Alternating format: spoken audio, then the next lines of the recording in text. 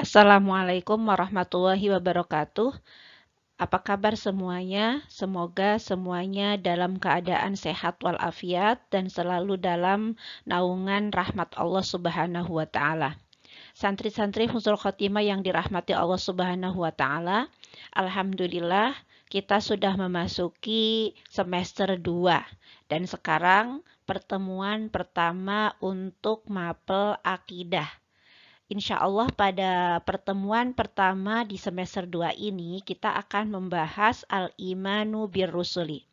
Harapan Ustazah semuanya tetap semangat walaupun masih pembelajaran jarak jauh. Insya Allah dengan semangatnya kalian dalam tolabul ilmi, Allah akan memberikan keberkahan kepada kita semuanya dan Allah akan mengabulkan doa-doa kita semua untuk kebaikan kalian semuanya. Amin ya robbal alamin. Seperti yang telah Ustazah sampaikan bahwa pertemuan pertama pada mapel akidah semester 2 ini kita akan membahas al-imanu bir-rusuli, keimanan kepada para rasul. Di situ disebutkan al-imanu bir-rusuli, tidak al-imanu bir-rasuli, tapi al-imanu bir-rusuli. Karena Allah mengutus bukan hanya satu rasul, tetapi Allah mengutus banyak, lebih dari satu, sehingga menggunakan kata ar-rusul. Karena ar-rusul ini jamak dari ar-rasulu, ya. Al-imanu bir-rusuli, iman kepada para rasul-rasul Allah.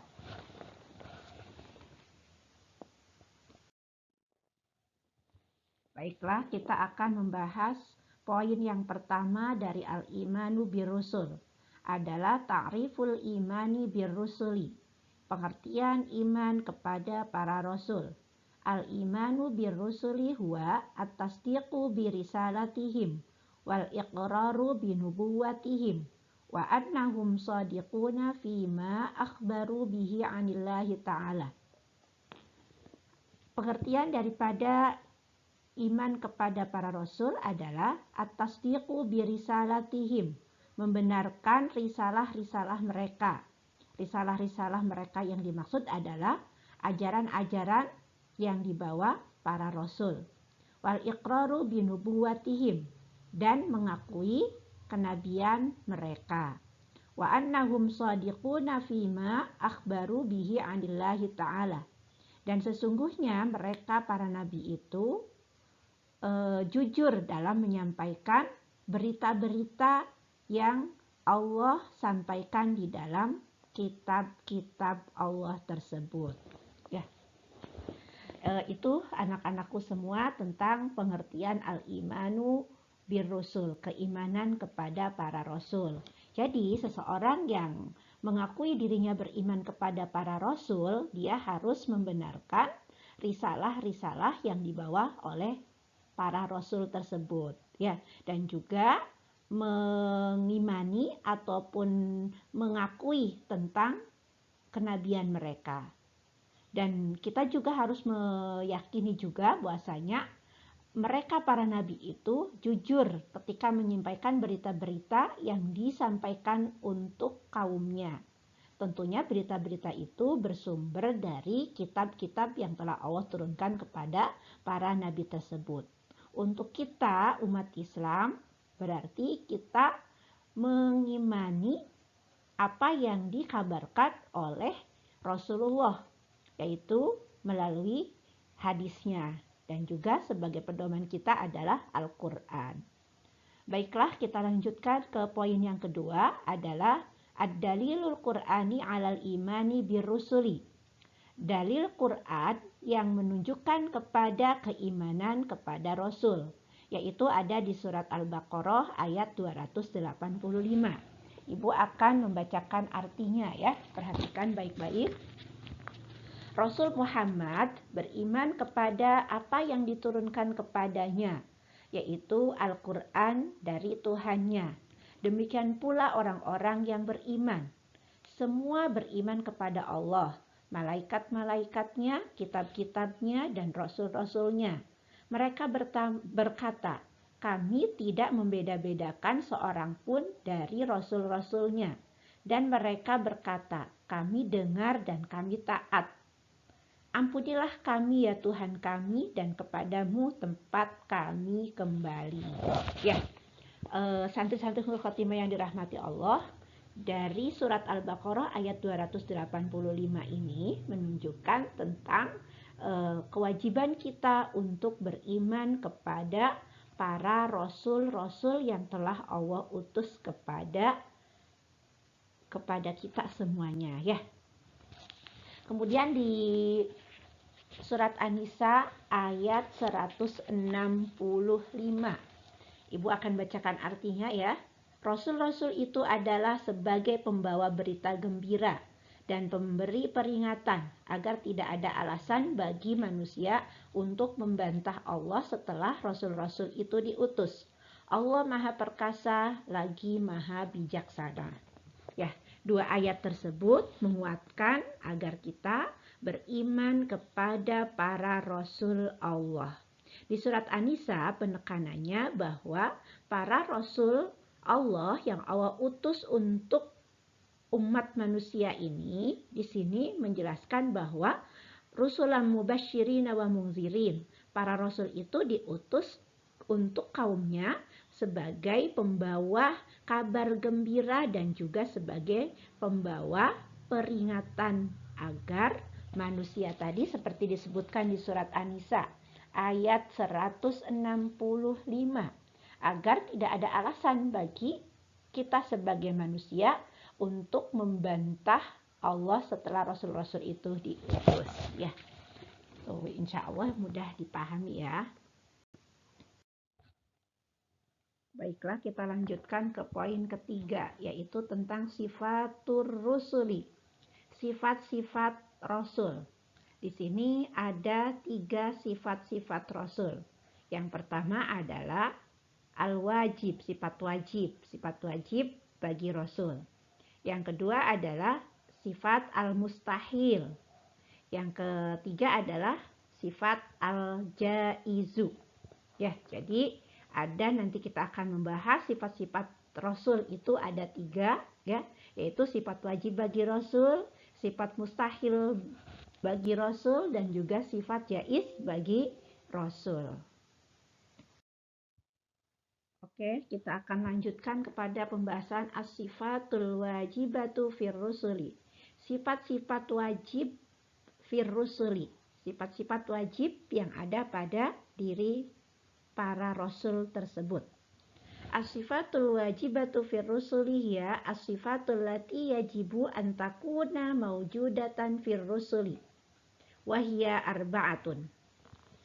As-sifatul wajibatu fir rusuli, sifat-sifat yang wajib ada pada para rasul adalah as-sifatul lati yajibu an takuna mawjudatan fir rusuli. Sifat-sifat yang wajib ada pada diri para rasul.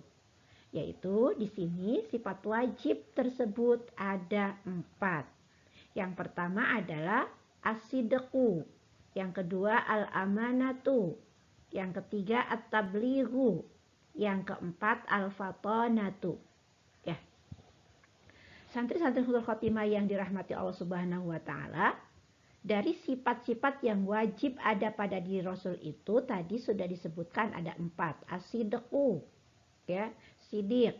Kemudian al-amanatu, yang dapat dipercaya, at-tablighu, yang menyampaikan, al-fatanatu, yang cerdas. Jadi para rasul yang Allah utus ke muka bumi ini untuk menyampaikan risalah kepada kaumnya ini harus mempunyai sifat wajib yang ada 4 ini.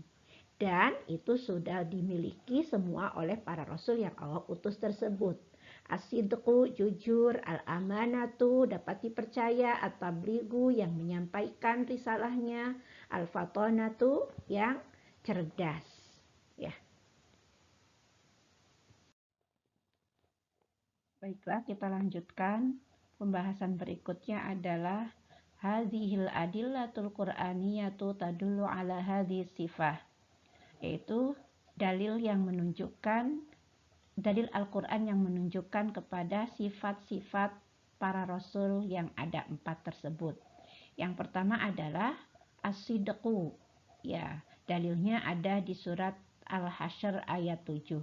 Wa ma atakumur rasulu fakhudhuhu wa ma nahakum anhu fantahu wattaqullaha innallaha syadidul iqab. Dan apa-apa yang Rasul berikan kepadamu, maka terimalah. Dan apa-apa yang dilarangnya bagimu, maka tinggalkanlah. Dan bertakwalah kepada Allah, sungguh Allah sangat keras hukumannya. Santri-santri Husnul Khatimah yang dirahmati Allah, penekanan dalil Al-Quran tentang sifat Rasul yang pertama ada di wa ma atakumur rasulu fakhudhuhu wa ma nahakum anhu fantahu. Ini menunjukkan bahwa para rasul tersebut mempunyai sifat yang jujur. Maka kita ketika rasul tersebut menyampaikan sesuatu kepada kita, maka kita harus menerimanya. Dan apa-apa yang dilarangnya, maka kita juga berusaha untuk meninggalkannya. Itu tadi penekanan di dalam Quran surat Al-Hasyr tentang as-sidqu ada pada kalimat wa ma atakumur rasulu fakhudhuhu wa ma nahakum anhu fantahu. Kemudian yang kedua adalah di poin yang kedua adalah al-amanah. Ya, sifat yang kedua adalah al-amanah ada di surat Al-Asy'ara ayat 143. Inni lakum rasulun amin. Ya, bahwa sungguh aku ini seorang rasul kepercayaan yang diutus kepadamu. Ya, jadi bahwasanya inni lakum rasulun amin, sesungguhnya aku adalah seorang rasul kepercayaan yang diutus kepada kalian semuanya. Ya, ini penekanannya di satu ayat tersebut. Inni lakum rasulun amin, rasul yang dapat dipercaya. Yang ketiga adalah at-tablighu, yang menyampaikan. Ada di surat Al-Ahzab, yaitu ayat 39. Allazina yuballighuna risalatillahi wa yakhshawnahu wa la yakhshawna ahadan illallah wa kafa billahi hasiba. Yaitu orang-orang yang menyampaikan risalah-risalah Allah, mereka takut kepadanya dan tidak merasa takut kepada siapapun selain kepada Allah. Dan cukuplah Allah sebagai pembuat perhitungan. Santri-santri Husnul Khatimah, untuk sifat yang ketiga yang dimiliki oleh para rasul tersebut adalah at-tabligh, ada di surat Al-Ahzab. Poin penekanannya ada di kalimat alladzina yuballighuna risalatillahi wa yakhshawnahu wa la yakhshawna ahadan illallah. Jadi alladzina yuballighuna, mereka para rasul tersebut menyampaikan risalah-risalah yang Allah sampaikan kepada mereka. Kemudian yang terakhir, sifat yang terakhir yang dimiliki para rasul adalah sifat fatonah. Ya, di sini ada di surat Al-An'am ayat 83. Ya. Wa tilka hujjatuna atainaha Ibrahim ala qaumih narfa'u darajatim man nasya inna rabbaka hakimun alim. Dan itulah keterangan kami yang kami berikan kepada Ibrahim untuk menghadapi kaumnya. Kami tinggikan derajat siapa yang kami kehendaki. Sesungguhnya Tuhanmu maha bijaksana dan juga maha mengetahui. Keterangan tentang fatonah tersebut, penekanan di surat Al-An'am ada di kalimat watilka hujjatuna atainaha Ibrahima. Hujjah itu penjelasan ataupun keterangan yang Allah berikan kepada Nabi Ibrahim dalam menghadapi kaumnya tersebut. Alhamdulillahirabbil alamin. Pada pertemuan pertama ini kita sudah membahas tentang al-imanu birrusuli. Poin pembahasannya terkait dengan pengertian iman kepada para rasul tersebut. Kemudian juga pembahasan tentang dalil Quran yang menguatkan tentang keimanan terhadap para rasul tersebut. Dan selanjutnya adalah sifat-sifat para rasul yang ada 3 yaitu diantaranya sifat wajib bagi para rasul, sifat mustahil bagi para rasul, dan juga sifat jaiz bagi para rasul. Untuk pembahasan sifat rasul dan ada 3 tersebut, kita baru membahas sifat wajib yang ada 4. Sifat wajib yang dimiliki oleh para rasul yaitu ada as-sidqu, al-amanatu, at-tabligu, al-fatanatu. Semoga kita semua bisa mengambil hikmah dari pembelajaran pertemuan pertama di semester 2 ini, dan semoga materi yang Ustazah sampaikan bisa difahami dan dimengerti sehingga menambah wawasan dan juga menambah keimanan kita kepada rukun iman yang keempat. Ya, itu saja yang bisa Ustazah sampaikan. Kurang lebihnya mohon maaf. Wabillahi taufiq wal hidayah. Wassalamualaikum warahmatullahi wabarakatuh.